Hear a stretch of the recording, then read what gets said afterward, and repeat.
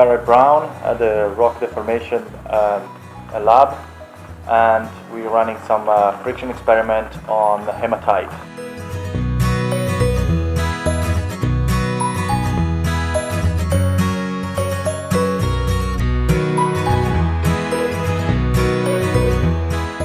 The next experiment that I will show you is consists of 20 cycles of about 36 millimeter displacement with speeds with slip velocity that range from 0 all the way to 320 millimeter per second, so 0.32 meter per second.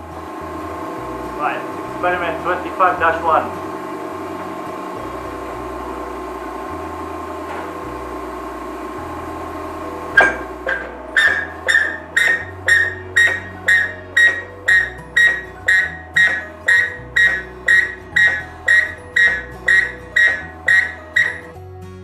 Once the experiment has ended, we can retrieve our experimentally produced fault surface and look at it.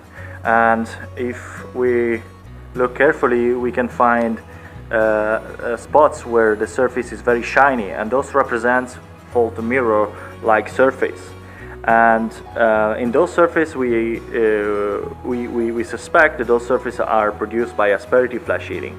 And to test for that, we do two things. One is look for polygonal grains using SEM microscopy, and which is basically tell us about recrystallization, process of recrystallization under extreme temperature.